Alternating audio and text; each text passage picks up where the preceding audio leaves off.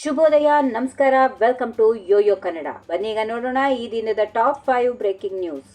BBMP ಬದಲು ನಿನ್ನೆ ಅಷ್ಟೇ ಜಾರಿಗೆ ಬಂದಿರುವ ಗ್ರೇಟರ್ ಬೆಂಗಳೂರಿಗೆ ಶೀಘ್ರದಲ್ಲಿ ಚುನಾವಣೆ ನಡೆಸುವುದಾಗಿ ಡಿಸಿಎಂ ಡಿಕೆ ಶಿವಕುಮಾರ್ ತಿಳಿಸಿದ್ದಾರೆ. ಗ್ರೇಟರ್ ಬೆಂಗಳೂರಲ್ಲ, ಕ್ವಾರ್ಟರ್ ಬೆಂಗಳೂರು ಎಂಬ ಆರ್ ಅಶೋಕ್ ಟೀಕೆ ಕುರಿತು ಪ್ರತಿಕ್ರಿಯೆ ನೀಡಿದ ಡಿಕೆ ಶಿವಕುಮಾರ್ ಮೊದಲೇ ವಿರೋಧ ಮಾಡಬಹುದಿತ್ತು, ಆದ್ರೆ ಅಶೋಕ್ ವಿರೋಧ ಮಾಡಲಿಲ್ಲ. ವಿಪಕ್ಷ ನಾಯಕನಾಗಿ ಅಷ್ಟು ಟೀಕೆ ಮಾಡದಿದ್ರೆ ಹೇಗೆ? ಅವರಿಗೆ ನಾವು ಗೌರವ ಕೊಡುತ್ತೇವೆ, ಆದ್ರೆ ಅವರೇ ಗ್ರೇಟರ್ ಬೆಂಗಳೂರಿಗೆ ಸಲಹೆಗಳನ್ನ ಕೊಟ್ಟಿದ್ದಾರೆ. ಯಾಕೆ ಕೊಟ್ಟರು?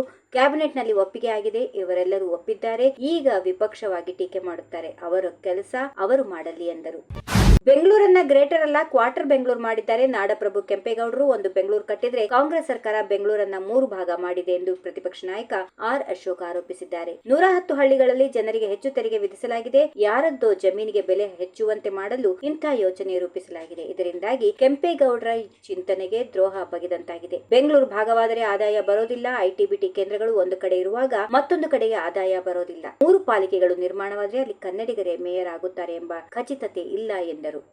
ಪ್ರಧಾನಿ ಮೋದಿ ಹಾಗೂ ಬಿಜೆಪಿ ವೈಫಲ್ಯಗಳನ್ನ ಬಯಲಿಗೆ ತಂದು ಪ್ರಶ್ನೆ ಮಾಡಿದ್ರೆ ಕೆಲವು ಪತ್ರಕರ್ತರು ಬಿಜೆಪಿ ಕಾರ್ಯಕರ್ತರಂತೆ ನಡೆದುಕೊಂಡು ಮರು ಪ್ರಶ್ನೆ ಹಾಕುತ್ತಾರೆ, ಹೀಗೆಂದು ಕಾರ್ಮಿಕ ಸಚಿವ ಸಂತೋಷ್ ಲಾಡಾ ಹೇಳಿದ್ದಾರೆ. ಮಾಧ್ಯಮಗಳಲ್ಲಿ ಒಳ್ಳೆಯವರು ಮತ್ತು ಕೆಟ್ಟವರು ಇದ್ದಾರೆ, ಅದರಲ್ಲೂ ಕೆಲವರು ಬಿಜೆಪಿ ಕಾರ್ಯಕರ್ತರಂತೆ ನಡೆದುಕೊಳ್ಳುತ್ತಾರೆ. ಪ್ರಶ್ನೆ ಕೇಳಿದವರನ್ನೇ ಪ್ರಶ್ನಿಸುವ, ಕೇಳುವವರನ್ನ ಗುರಿಯಾಗಿಸುವ ಪ್ರವೃತ್ತಿ ಹುಟ್ಟಿಕೊಂಡಿದ್ದು, ಇದರಿಂದ ಮುಖ್ಯ ವಿಷಯದ ಚರ್ಚೆಗಳು ದಿಕ್ಕು ತಪ್ಪುತ್ತಿವೆ ಎಂದರು.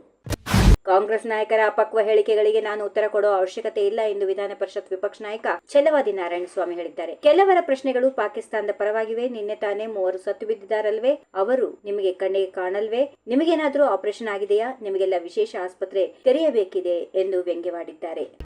ಕಾಂಗ್ರೆಸ್ನಲ್ಲಿ ಒಬ್ಬರು ಯುದ್ಧ ಬೇಕು ಅಂದ್ರೆ ಮತ್ತೊಬ್ಬರು ಶಾಂತಿ ಬೇಕು ಎನ್ನುತ್ತಾರೆ.